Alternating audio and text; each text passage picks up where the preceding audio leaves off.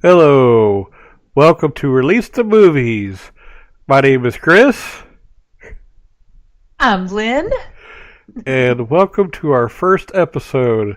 We're going to go over the movies coming out on Friday, June the 8th. What is our first movie, Lynn? It's Hereditary, and it looks really good. It's a horror movie. So you would say this is a movie that you would take somebody if you want to clutch it onto you? Yeah. Oh, yeah, they're going to clutch onto you, all right. Remember, did you ever see The Exorcist? Oh, yeah. Okay, this is what I compare this movie to. I don't know that I would take my small children to it, but if you want to get your significant other to hold on to you, yeah. Rotten Tomatoes rates it 93%.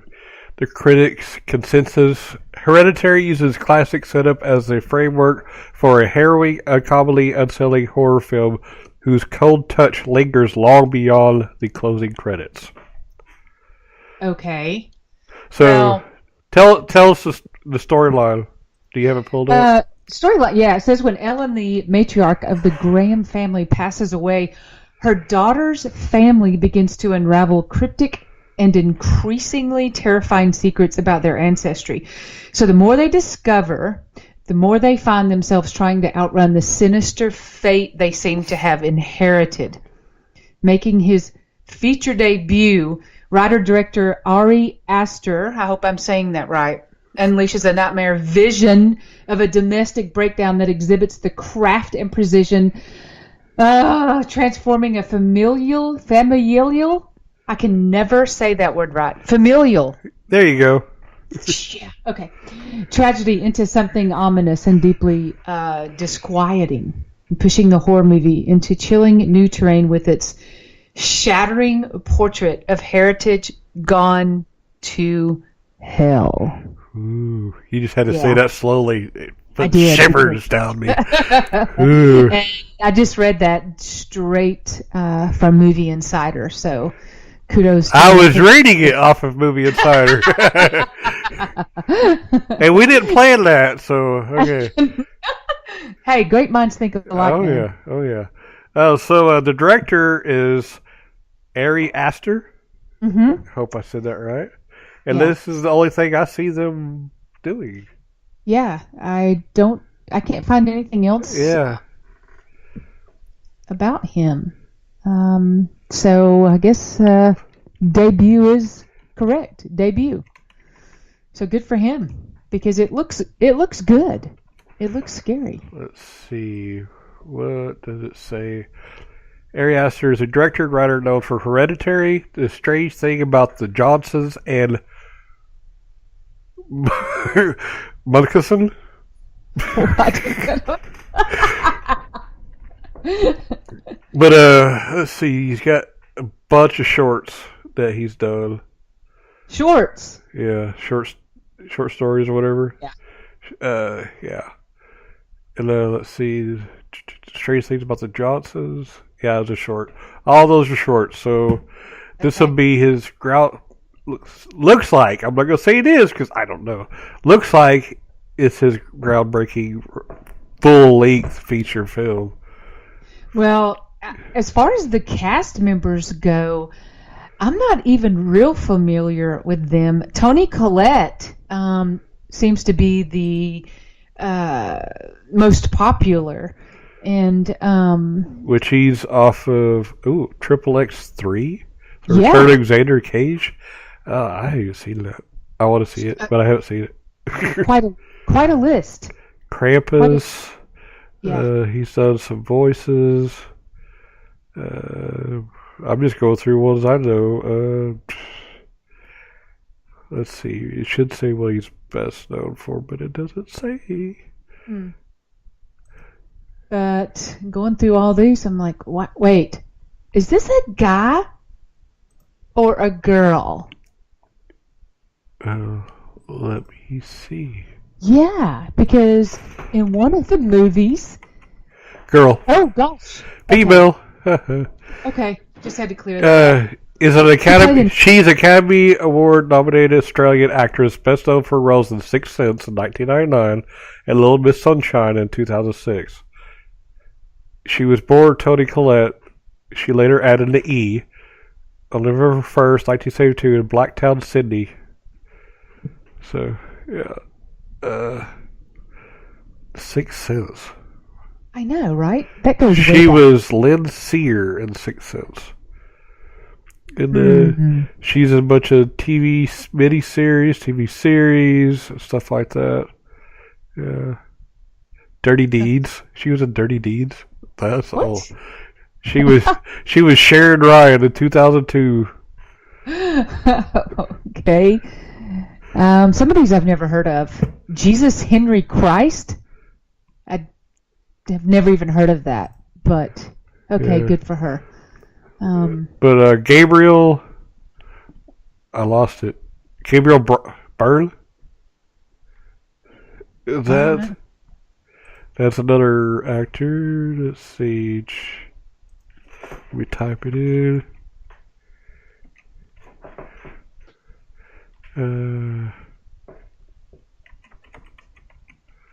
Gabriel Byrne.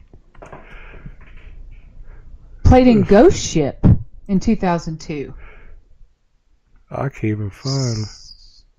Yeah, and it doesn't have a picture of him.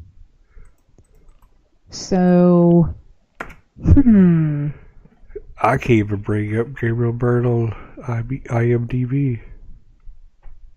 Oh, that's weird. Yeah. Well, okay. Well, he's coming out in this movie, so we'll see. What do you do? But it says on my list, Ghost Ship 2002. But let's see. Shade in 2004, Vanity Fair 2004, Assault on Precinct 13 in 2005, Haven 2006. But the list I got pulled up, it don't say who they played or nothing. So, but the most recent is Carrie Pilby in 2017. Okay. Yep. But it does say Vampire Academy 2014. It was Victor Dashkov. Oh. Okay. So, and then Alex Wolff. Alex Wolff. He's in Patriots. He's also directing a movie that's in production, and he's screenwriting one that's the same one, The Cat in the Moon. He's directed screenwrote. It's in production right now. Okay. But he acted in this movie. He's also in, what was you saying? Patriots Day in 2016. He was Dashkar. It's a hard name. Yeah, way to go. You nailed it, sure. Yeah, we'll go with that. But, The House of Tomorrow. That's most recent. Came out this year. Yeah. And another most recent is My Friend Dahmer. Okay, I think that's enough for the actors. Yeah. So I don't chop any more names up. What about the screenwriter? Let's see. Oh, Airy Aster, who also directed it. Okay. So after watching the trailer, would you go see it? Oh yeah. Well, you know what? I would go see it as long as I have someone on my left and my right. Wait, did I go left and my right? Yeah, left and my right. I don't think I'll go see it. It looks very interesting, but there's hardly anyone that I would actually just run out and go see. So you can't. But it's on Rotten Tomatoes. It says 97% of people want to go see it. Well, I saw The Exorcist when I was a kid, and I've never forgotten it. So if it ranks up there with that, which is one of the reviews I read, I don't know that I should go see it, because that was one of the scariest movies I ever saw. So we'll see. We'll see what happens. All right, so let's move on to Hotel Artemis. You are really talking about this one, so go ahead. Yes, I watched the trailer on this. This looks phenomenal. Jodie Foster stars in this, and man, you talk about a thriller. It's filmed, well, I can't say it's filmed, but it takes place in an underground hospital. And it's just craziness. It is craziness. And it does feel like a thriller. Just watching the trailer, you're just like, my heartbeat was racing. So I think it would be a good one. All right, but Rotten Tomatoes is a 68%. Really? Yeah, it's not as good as the last one. Sorry. Wow. That's okay. That's okay. Maybe more people like the scary ones. Yeah. Yeah. Probably. But let's see, the director is Drew Pearce. Mm-hmm. Which this is their first director film they've done. They've screenwrote Mission Impossible, Rogue Nation, and Iron Man 3. And he's producing a couple that are in development. One's announced, one's in development. And screenwriting, he's got 5. 3 are announced, 2 are in development. So hopefully, if this is a good one, then you should be able to start looking out for these other ones that he's coming out with. And hopefully, if y'all like Iron Man 3 and Mission Impossible Rogue Nation, then you might want to go check out this one. And, okay. Let's talk about Jodie Foster. Everybody should know who she is, right? Absolutely. Yeah. Jodie Foster she's just one of those great, gosh, how would you describe her? She's just a classic, right? Oh, yeah. If either you love her or you hate her. Because I know some people who don't like her and some people love her. So, in case you don't know, she was in The Silence of the Lambs in 1991. The best. Contact, which I like. Some people really hated it, 97. The Accused in 88. Taxi Driver in 76. Gosh, you're going way back. Hey, it's the list that gave me whenever I brought her up. Okay. I don't think I ever saw a Taxi Driver. I don't think I have either, but wow. Let's see how far back she goes. Because I think she was a kid actor too, I think. Oh, yeah. Remember, she was the little Kodak baby. Remember? 1969. She was in some TV series. Walt Disney's Wonderful World of Color. So, Adam 12.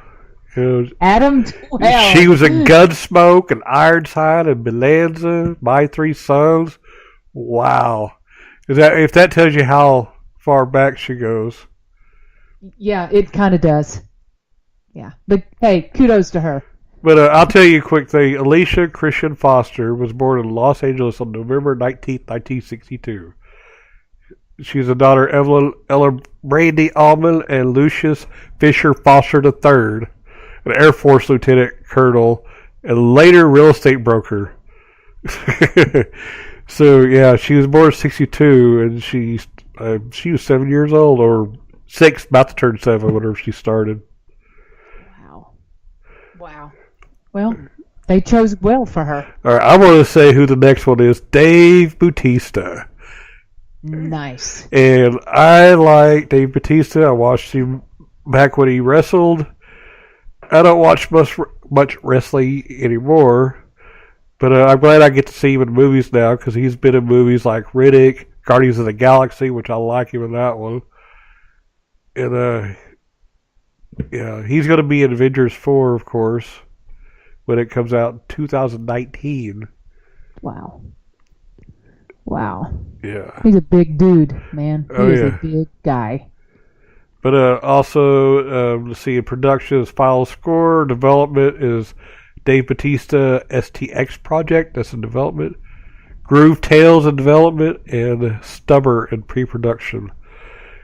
And it sounds like he's going to try his hand in producing Dave Bautista STX Project. That's in development, so... Well, I'm looking at a picture of him under one of the, under under his name on this particular movie. And so, ladies, one of the reasons you might want to go see this movie is just to look at him. He looks pretty good. Yeah, you don't have to say anything, Chris. Yeah, okay. Thank you. Yeah, you're welcome. Who's the third person that you want to talk about acting on here? Oh, we're not going to talk about him no more? Yeah, I'm done. Jeff Goldblum. We all know who this guy is. The first thing I think of when I think of him is Jurassic Park. Jurassic Park? Yeah. That's the first thing I think of. It goes... He's supposedly in the new Jurassic World, too. I think I saw a trailer with him in it, so... You're right, Fallen Kingdom. Yep, there you go. He's doing a voice in the Isle of Dogs, which I'll want to see because I haven't been to see it yet, but I love dogs. Yeah, but if you don't know him, he's also Independence Day. And, of course, what she said, Jurassic Park. And, let's see. Life Aquatic with Steve Zissou. Okay. Could tell you. Independence Day 3D. Huh. Wow. Okay. It's completed. It just is to be announced. And to be in pre-production is a modern ocean. Okay. So that'll be announced sometime. All right. So let's move on. Okay. To what's the last movie?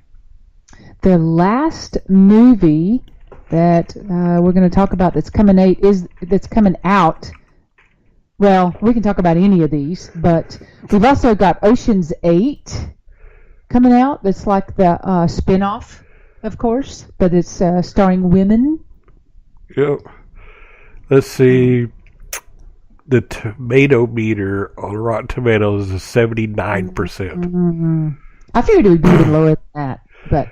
Yeah, it says 82% of people will see it.